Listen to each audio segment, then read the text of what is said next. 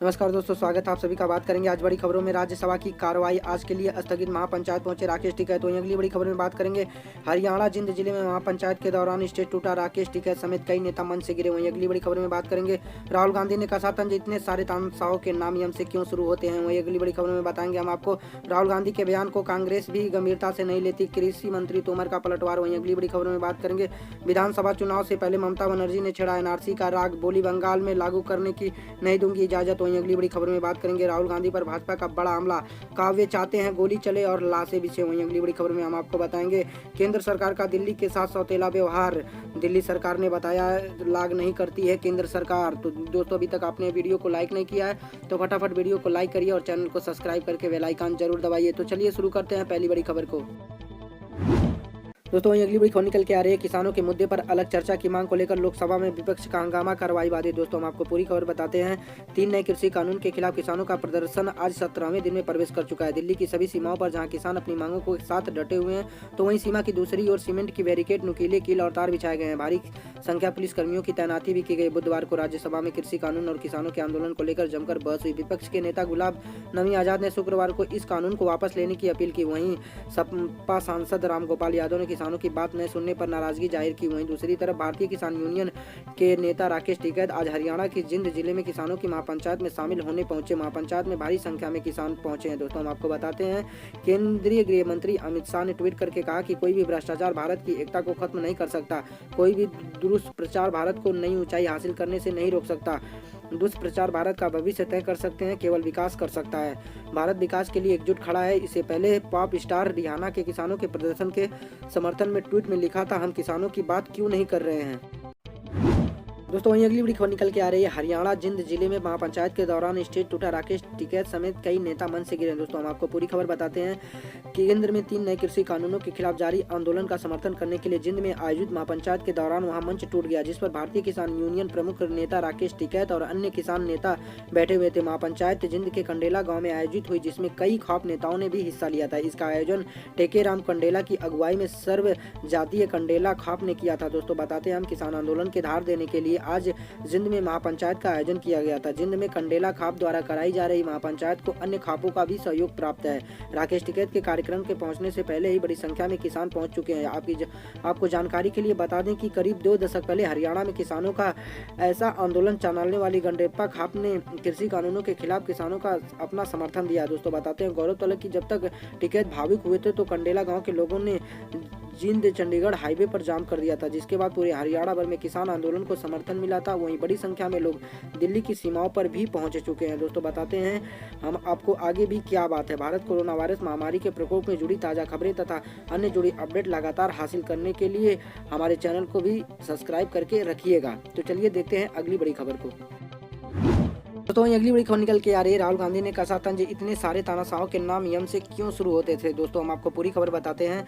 नई दिल्ली से खबर निकल के आ रही है। फार्मर प्रोटेस्ट के तहत बड़ा विरोध झेल रही केंद्र की मोदी सरकार पर मुख्य विपक्षी पार्टी कांग्रेस नेता ने राहुल गांधी लगातार हमलावर है। राहुल गांधी ने बुधवार को एक ट्वीट कर लिखा कि दुनिया में अधिकतर तानाशाहों के नाम यम अक्षर से ही क्यों शुरू होते हैं। राहुल ने इससे पहले मंगलवार को भी एक ट्वीट सरकार पर आरोप लगाया था कि वो किसानों को चुप करके कुचलने की कोशिश कर रही है। राहुल ने बुधवार को अपने ट्वीट में इतिहास में हुए कई तानाशाह शासकों के नाम भी अपने ट्वीट में लिखा है, जो दोस्तों आप उनके ट्विटर अकाउंट पे पढ़ सकते हैं। राहुल गांधी ने बुधवार को आरोप लगाया था कि मोदी सरकार का राज्य करने का स्टाइल चुप कराओ और कुचल दो। उनकी यह प्रतिक्रिया ट्विटर की ओर से किसान संगठनों से जुड़े ट्विटर अकाउंट्स को सस्पेंड करने की एक खबर पर आई थी। दोस्तों, हम आपको बताते हैं राहुल ने दिल्ली की सीमाओं पर प्रदर्शन कर रहे किसानों के प्रदर्शन स्थल की दिल्ली पुलिस द्वारा बैरिकेड किए जाने की तस्वीरें साझा कर सलाह दी थी कि उन्हें पुल बनाना चाहिए था, दीवारें नहीं। कांग्रेस लगातार इन कृषि कानूनों को वापस करने के लिए मांग का समर्थन कर रही है।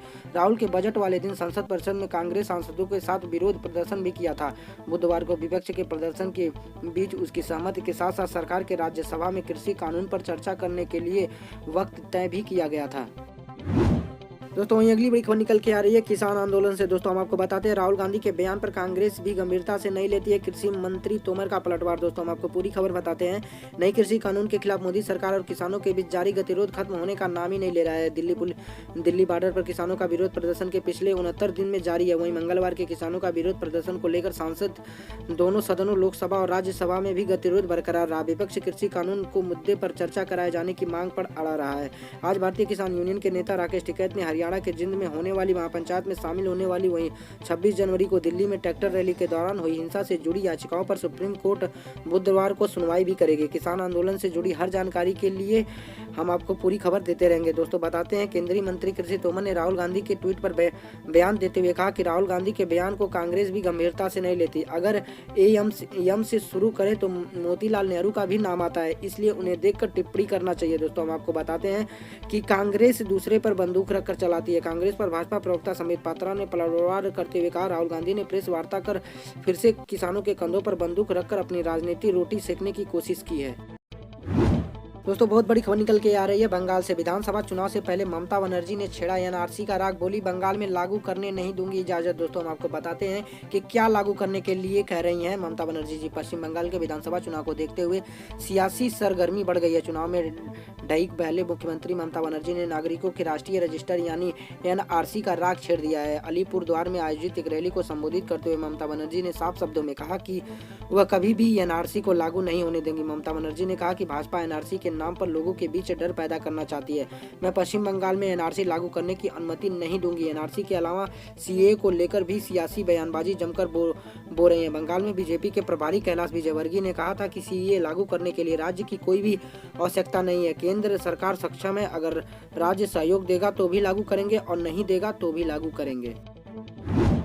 दोस्तों वहीं अगली बड़ी खबर निकल के आ रही है, राहुल गांधी पर भाजपा का बड़ा हमला, कहा वे चाहते हैं गोली चले और लाश से भिज जाए। दोस्तों हम आपको पूरी खबर बताते हैं। संबित पात्रा जी ने बहुत बड़ा बयान दे दिया है।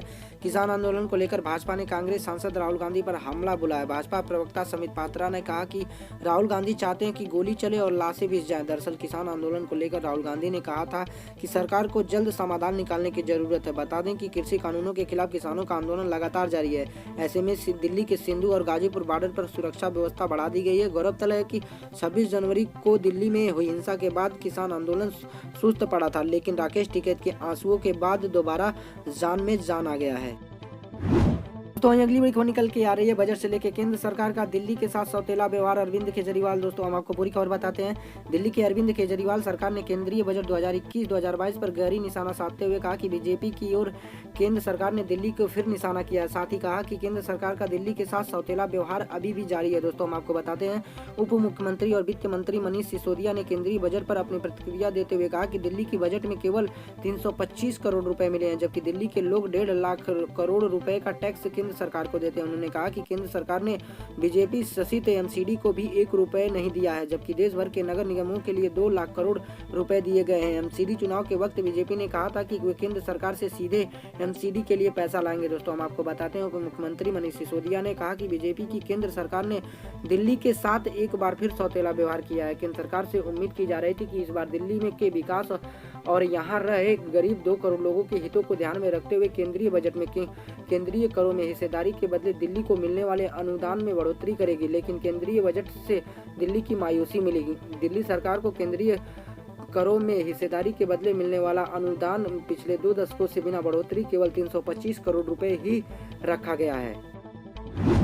दोस्तों वहीं अगली बड़ी खबर निकल के आ रही है, नीतीश को समर्थन देने के लिए ओवैसी की तैयार, लेकिन रखी है बड़ी शर्त। दोस्तों हम आपको बताते हैं कि शर्त क्या है। बिहार के मुख्यमंत्री नीतीश कुमार से असदुद्दीन ओवैसी की पार्टी के सभी 5 विधायकों ने पिछले दिनों पटना के मुलाकात की थी। इसके बाद से कयास यह लगाया जा रहा था कि एआईएमआई के समर्थन जदयू मिल सकता है, लेकिन एआईएम के जदयू ने सामने एक ऐसी शर्त रखी जिसमें जदयू के सामने धर्म संकट खड़ा हो गया। ओवैसी के प्रदेश अध्यक्ष विधायक अख्तर ईमान ने कहा कि जब तक जदयू और भाजपा में गठबंधन रहेगा तब तक समर्थन की बात पर विचार किया नहीं जा सकता। वो पूर्णिमा में अपने सभी विधायकों के साथ पत्रकार सम्मेलन कर रहे थे। इस दौरान प्रदेश अध्यक्ष अमौर विधायक अखरुल ईमान, बायसी के विधायक मोहम्मद रुकद्दीन, बहादुरगंज के विधायक अजजार नैनी और कोचा दमन के विधायक इजहार अस्फी मौजूद थे। इस दौरान उन्होंने कहा कि राज्य और केंद्र सरकार हर मोर्चे पर विफल रही है। दोस्तों बताते हैं, एआईएम के विधायकों ने कहा कि बिहार में विकास के लिए उनका प्रयास जारी रहेगा। सीमांचल की समस्याओं का निदान निकालने के लिए मांग मुख्यमंत्री से की। दोस्तों वहीं अगली बड़ी खबर निकल के आ रही है, आपने राम के नाम को बेचा, लाइव डिबेट में बोले आचार्य प्रमोद कृष्णम तो भड़क गए। बीजेपी के मंत्री अमीश द्विवेदी को करना पड़ा बीच बिचाव। दोस्तों हम आपको पूरी खबर बताते हैं। तीखी नोकझोंक के दौरान अमित स्लोगन के बीच बचाव करते हुए देखा गया। देखिए देखिए रुकिए रुकिए, ये राम मंदिर पर डिबेट है, मर्यादित रहिए। मुझे लगता है कि वो विषय नहीं है, मैं निवेदन करूंगा। दोस्तों हम आपको पूरी खबर बताते हैं। न्यूज 18 इंडिया पर राम मंदिर को लेकर आयोजित एक डिबेट के दौरान मध्य प्रदेश सरकार के मंत्री विश्वास सारंग और आचार्य प्रमोद कृष्णम के बीच जमकर बहस हो गई। दोनों के बीच काफी देर तक आरोप प्रत्यारोप दौरा चला और इस दौरान दोनों भाषा की मर्यादा भी लांघते नजर आए। शो के एंकर अमित द्विवेदी बीच बचाव करते नजर आए और उन्हें कहना पड़ा कि यहाँ भाषा का खास तौर पर ध्यान रखा जाए। दोस्तों बताते हैं आगे भी हुआ। बीजेपी नेता विश्वास सारंग ने कहा कि जहाँ जहाँ जाते हो कांग्रेस की लुटिया डुबोते हो। दिग्विजय सिंह का चुनाव प्रचार करते भोपाल आए थे, 3.5 लाख वोटों से हारे थे। इस पर आचार्य प्रमोद कृष्णम ने डिबेट के दौरान कहा, वक्त से डरो, धर्म के नाम पर धंधा करने की अनुमति तुम्हें कोई नहीं देता। धर्म का सर्टिफिकेट बांटना बंद करो, इस धर्म को बदनाम मत करो। जो तुम से सवाल करता हूँ तुम उसे हिंदू विरोधी कहते